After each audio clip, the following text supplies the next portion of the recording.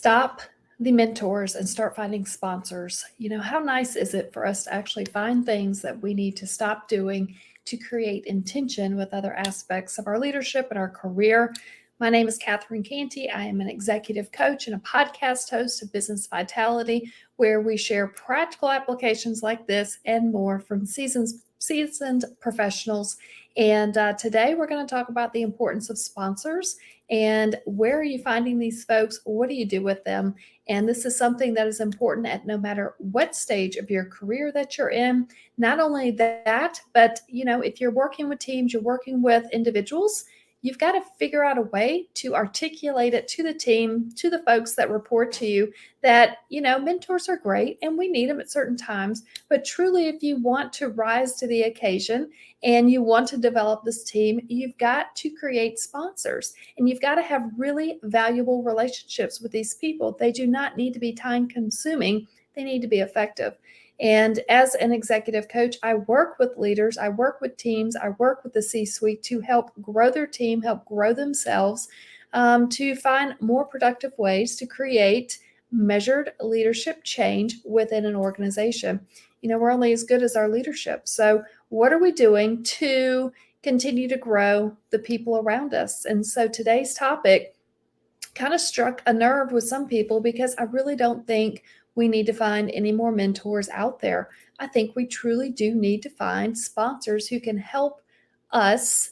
And what we need to do before they can help us is we need to help them. And so a lot of the LinkedIn posts that I've done over the years, the best ones, the ones with the most comments, they always come with, how do we lead with kindness? How do we lead other people before we ask for things that we need? And not too long ago, I was working with an executive, and the younger leaders are coming up. And as I age, I guess everybody's becoming younger leaders. But as the younger leaders are coming up, they are asking for promotions, which is fantastic to be able to have the courage to do that. But you don't need to ask all the time. You just need to ask very strategically throughout the year. How are you performing? How can you continue to perform? And maybe, start planting seeds, but it just doesn't need to be such an in their face, I'm ready for a promotion. I did everything on my job description like it was a checklist. It is not a checklist. It is things that people continue to do day after day, month after month, decade after decade, that allow them to get recognized for the results that they're doing. Truly, if you are working hard and providing value to your sponsors, not necessarily your mentors, you will get recognized. You will be able to excel within the career. And so, what I want to share with you today is something that I read earlier in my career. And I thought, this really hits the nail on the head. The importance of having sponsors and not just mentors.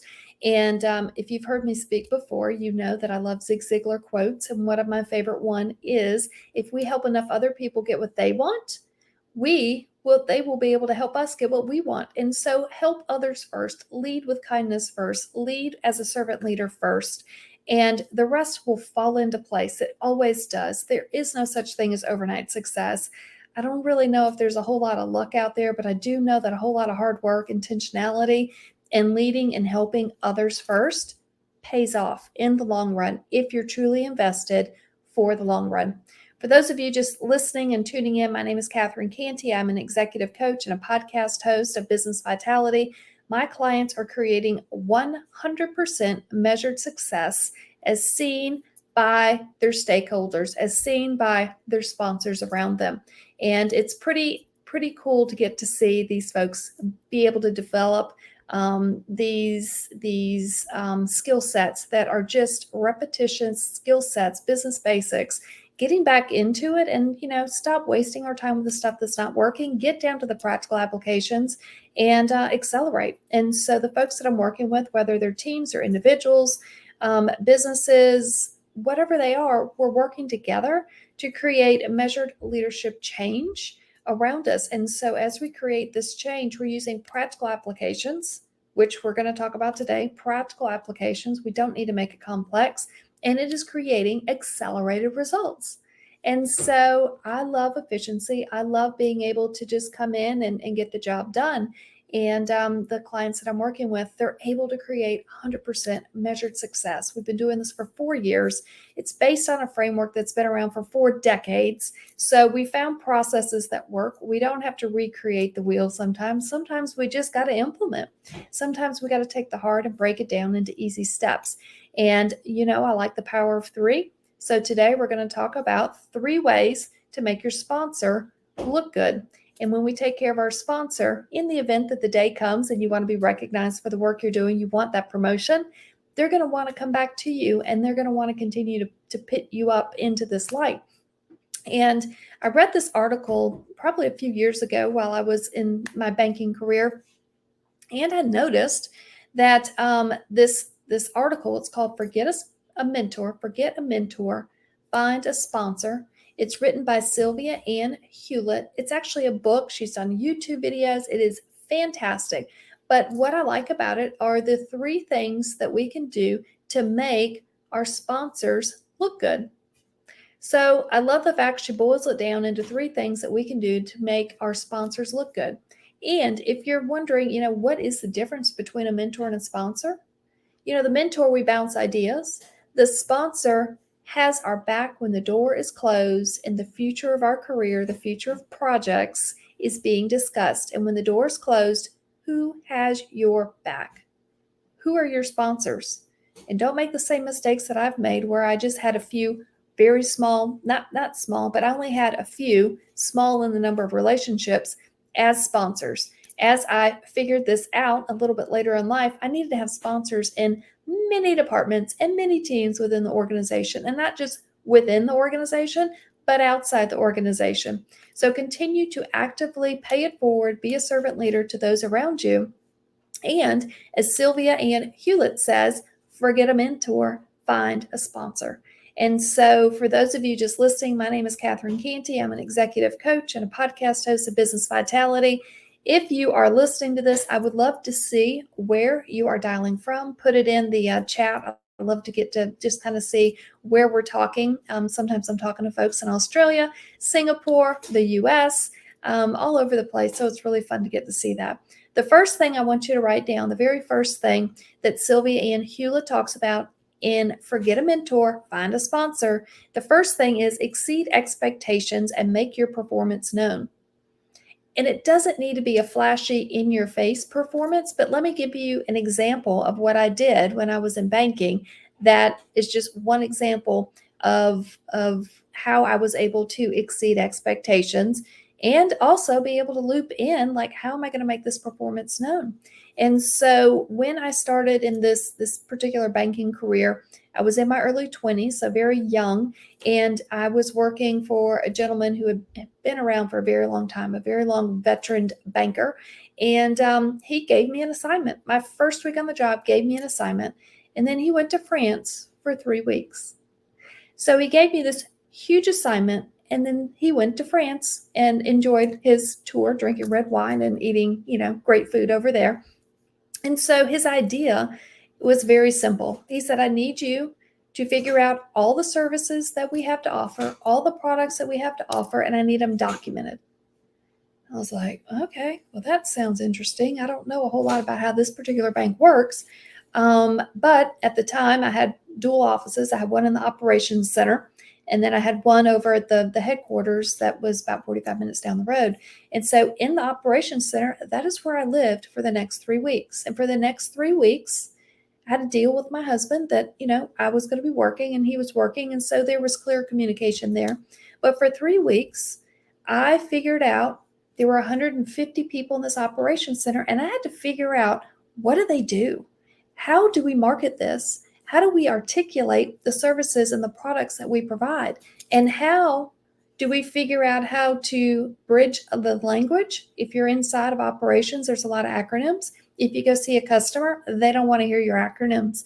So for 3 weeks, I literally broke it down into small steps because this was a big project. I was given 3 weeks, less than 3 weeks, to figure out everything that we had to provide as far as services and products. And I had to document it to where a customer understood it. And so that was just pretty much the marching order. So I broke it down. I found that we had 10 departments within this this operations center of 150 people. I then scheduled appointments with each one of these department heads and their teams, and I began to listen to what they had to say. I began to listen to the different products and services, what they liked to promote, what they didn't like to promote, what was easy, what was hard. And I just took notes. I took a ton of notes and I just listened. And I'll be honest with you, listening to bank operations after you've had lunch and you have to go in at 1 o'clock and then listen to microfilm or fish or whatever it used to be that we used to use, it was not exactly the easiest thing. Same thing for listening to returns. I love you, Luann, but it was super hard to listen to how returns were processed back in the day. So, you just figure out how to schedule it all out. You document it.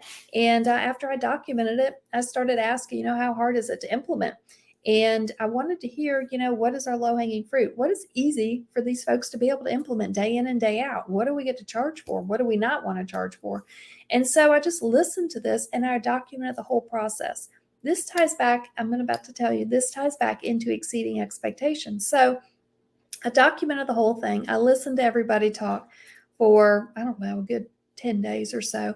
And then I went back and I documented everything that they told me, but I couldn't write for 10 days. I had to get it on a one-page document. Clients don't want to listen to anything beyond usually a page. It needs to be formatted correctly with the right headers, etc.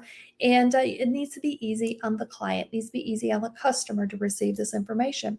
And so I created one-page sales and marketing documents of the products and services that we could serve and provide. Turned out we had over 20. So I was able to figure out that we had 20 different services and products that we could offer to our clients.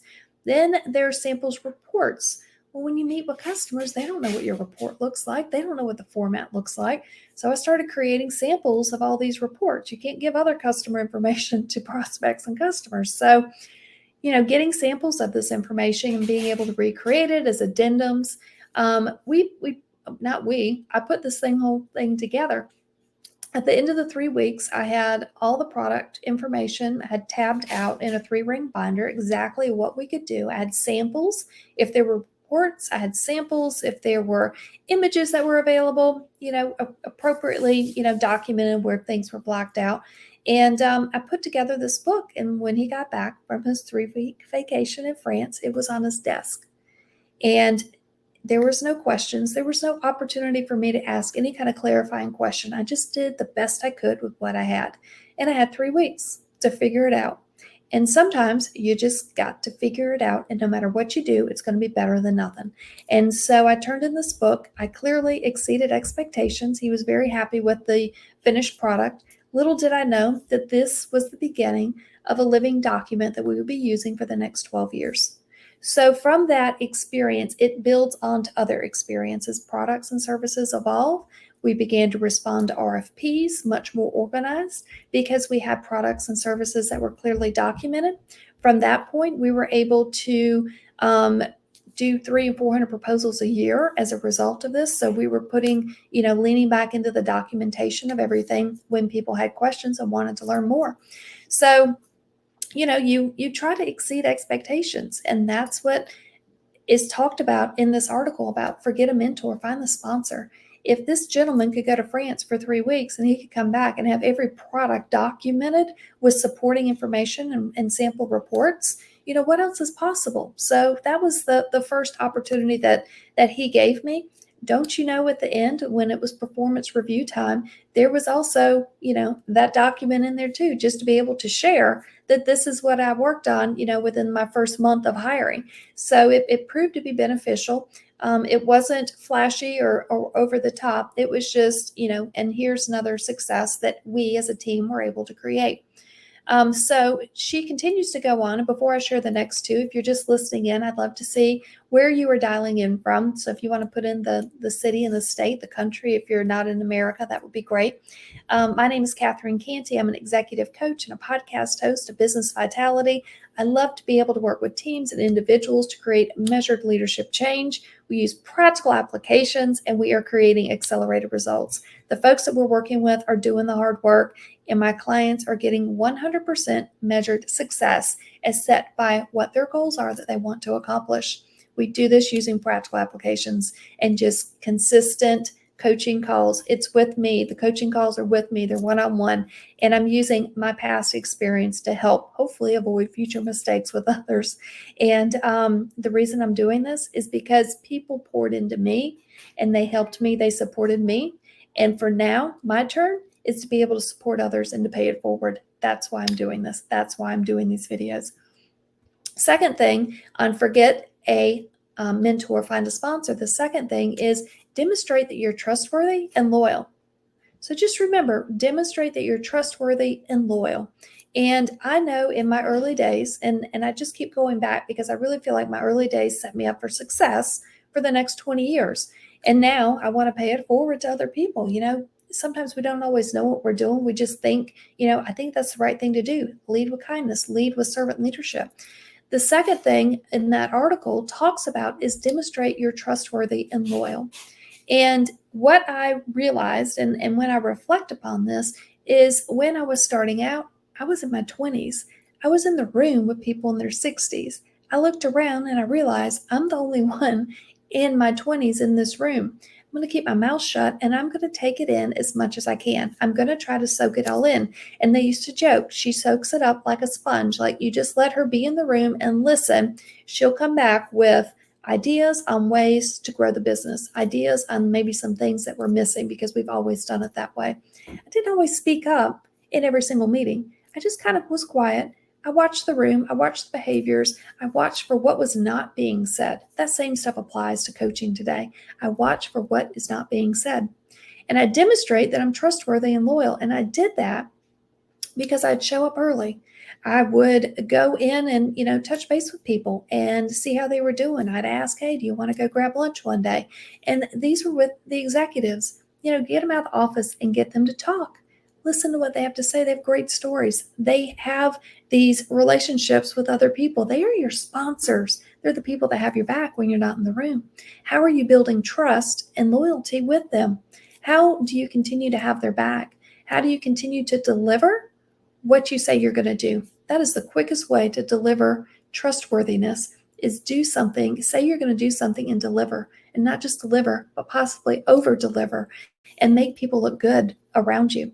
So the second thing that Sylvia Ann Hewlett talks about in Forget a Mentor, Find a Sponsor is demonstrate you're trustworthy and loyal.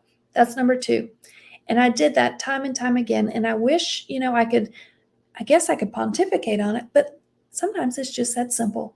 Show up early, be attentive, listen like your life depends on it, and just take it in, process it, implement reflection with the work that you're doing. Find ways to go back and think about what was said and think about maybe 1 or 2 ways to improve it next time. Bring that and pay it forward. Serve that to other people around you and see what they think. They may have tried it before. They may not have. It may have been 10 years. Things have changed. It may be time to try something new. But continue to show up and do what you say you're going to do. It's the quickest way to build trust with the team within the organization. If you're just tuning in, I'd love to see where you're from. If you're taking any of this down, my name is Catherine Canty. I'm an executive coach and podcast host. I work with individuals and with teams, and we create measured leadership change as seen by the people around them, not necessarily judged by what I think. It doesn't matter what I think. I need for you to get the recognition around you. We use practical applications. Not only do we use these practical applications, but what it is creating are accelerated results. So when we can apply these very practical applications, we can accelerate the work and the recognition that you're gaining in the workplace.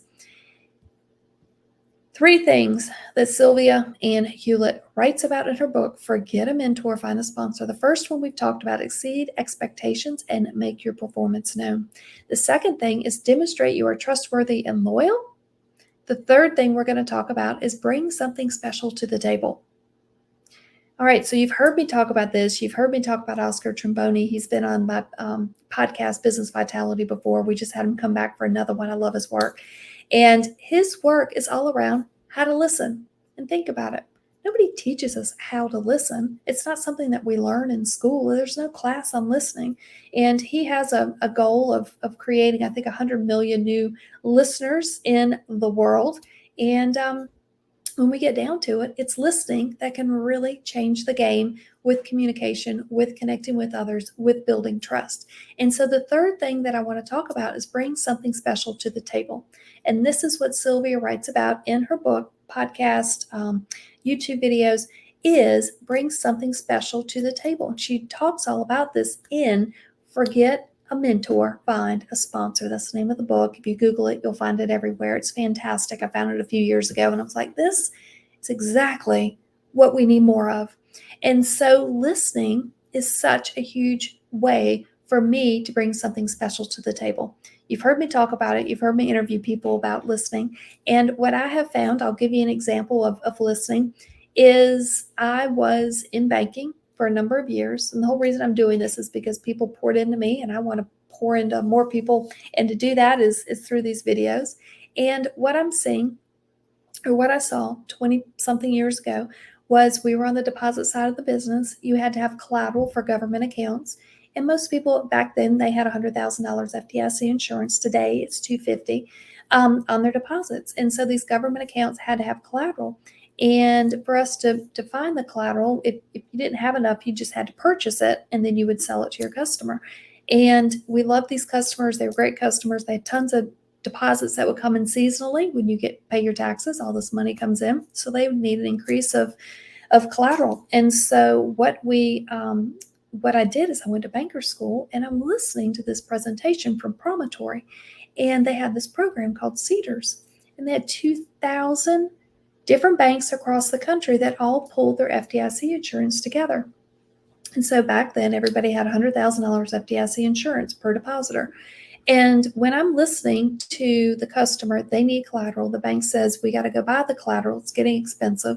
And then I go to banker school and I learn about this solution.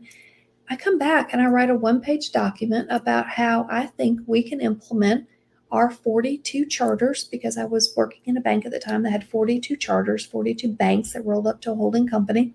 Each one had $100,000. So we could do $4.2 million of collateralized deposits or FDIC insurance for our customers. And listening to the customer, I need insurance. Listening to the speaker that was at banker school, hey, this is what we're doing with other banks, with the charters around the country.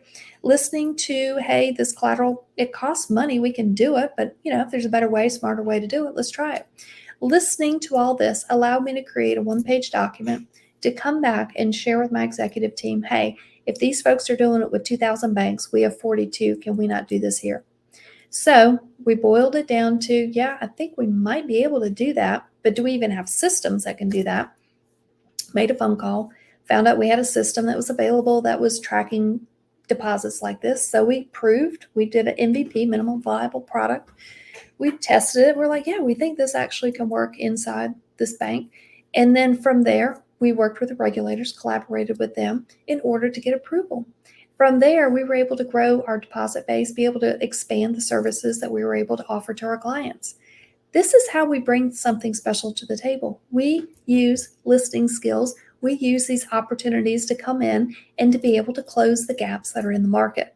And so when you want to help your sponsor and you want to lead with value, bring something special to the table. A mentor is probably not going to help you get there. A sponsor will get you there over the long term. So as we kind of talk about this today, if you're just listening, my name is Catherine Canty. I'm an executive coach and a podcast host of Business Vitality. I would love for you to find it on any of the major platforms that are available through Amazon, Apple, Spotify, you name it, it's out there. We've got quite a number of episodes out there. We've been doing those for almost 3 years now.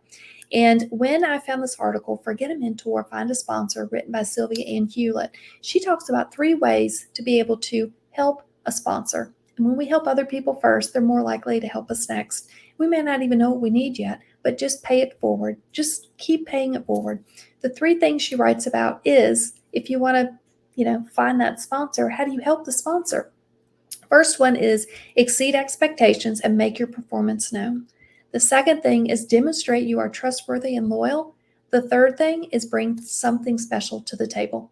I gave you a couple examples of how I was able to do this during my corporate career. I'm now taking these stories and these experiences and helping my clients today. And sometimes it just starts with, hey, Catherine, I don't know if you can help. But what I can do is listen. And if we can co create a solution, or if I can't help, I'll point you in the right direction. You can learn more about maybe scheduling a call, looking at our resources on our website. It's catherinecanty.com. I'd love for you to be able to check it out. The resources are found at the bottom. I think I've got a link up at the top as well. But at the very top, there's also an opportunity to schedule a call. If you're interested and you're just kind of brainstorming about how do I grow the leaders of my organization? How do I even grow myself? How do I grow this team? It's a great team, but I want to just reinforce them. And I don't have any more time in the day. So, how can you help, Catherine? I can put together a very tailored program, much like I did with all my clients, even in banking and even today now.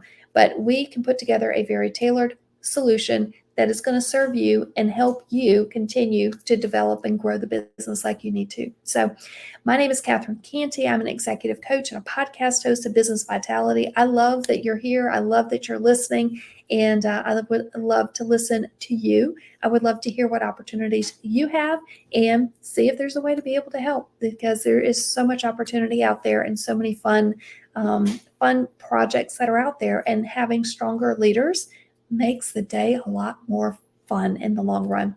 So I work with teams and individuals, and we are using practical applications, much like what we talked about today, to create accelerated results. So if you'd like to learn more, check out my website, catherinecanty.com. Book a call if you want to brainstorm with me and see if there's something that I can do to help. I love being able to listen to other people, and I appreciate you being here. Thank you so much.